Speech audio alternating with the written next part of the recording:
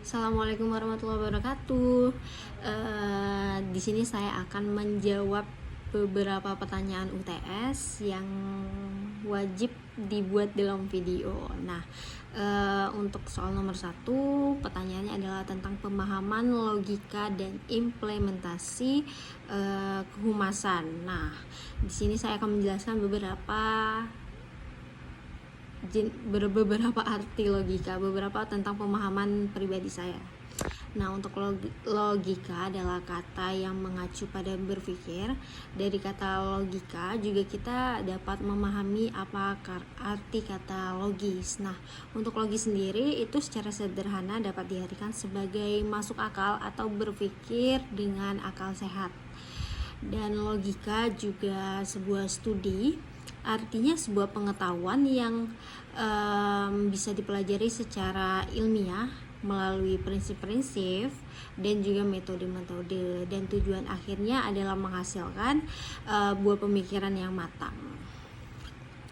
Untuk lapangan penyelidikan logika adalah manusia itu sendiri, karena hanya manusia yang memiliki akal, dan hanya manusia juga yang diberikan akal untuk berpikir oleh Sang Pencipta.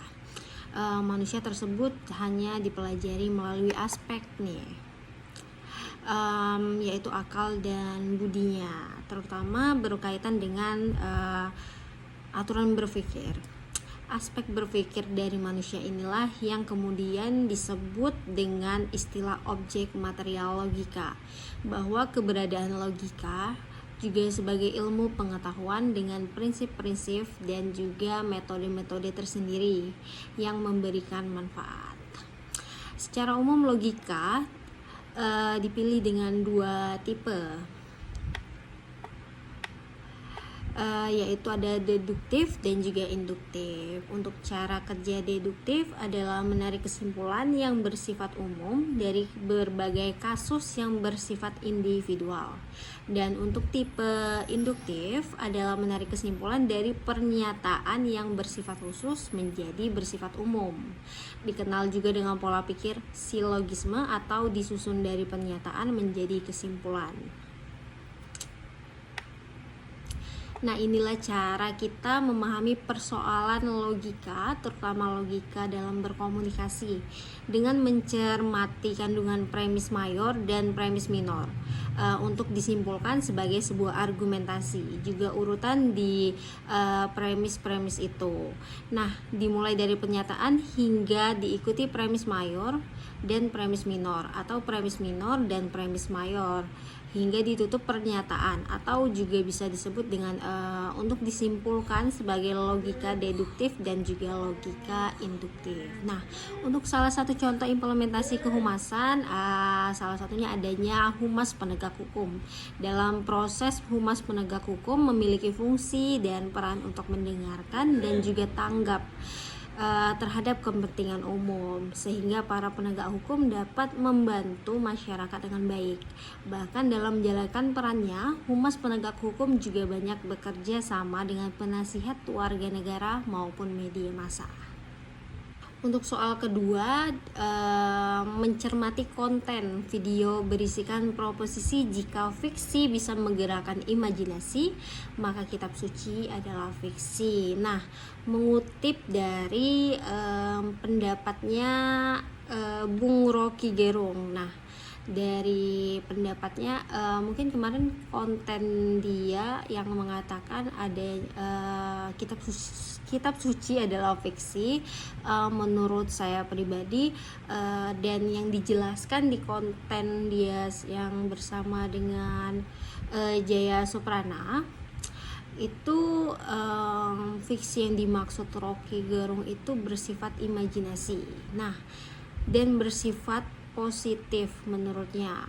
Sementara yang memiliki makna negatif bagi Rocky Gerung adalah fiktif, yang memiliki arti kebohongan atau kacau.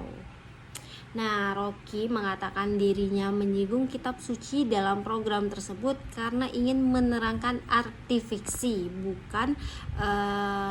bukan dia yang menyenggol kalau kitab suci itu adalah fiksi, tapi dia ingin menyinggung kitab suci dalam program tersebut karena ingin menerangkan arti fiksi ya. Jadi Rocky sendiri pun juga menilai fiksi itu telah mengalami prioritas akibat ulah politisi. Jadi banyak politisi yang menganggap fiksi itu dengan negatif.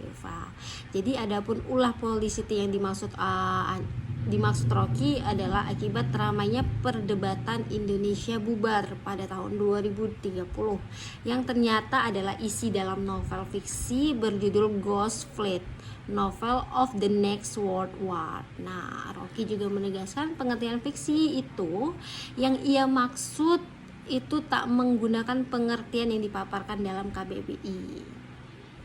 Jadi pengertian fiksi yang diucapkan merupakan seperti hasil dialektika pemikirannya. Rocky menyatakan sebagai pengucapan kalimat yang kemudian dipersoalkan itu dirinya sudah melakukan batasan analisa hingga dalilnya.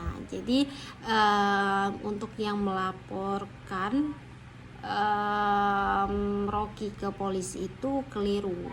Menurut saya sih keliru ya, karena dia juga berada di sana berbicara karena undangan. Selain itu, Rocky pun menyindir pelapor dirinya ke polisi memiliki kedangkalan ilmu akan dunia literasi, bahkan tidak pernah membaca buku sastra. Nah, dari dialog tersebut juga menurut saya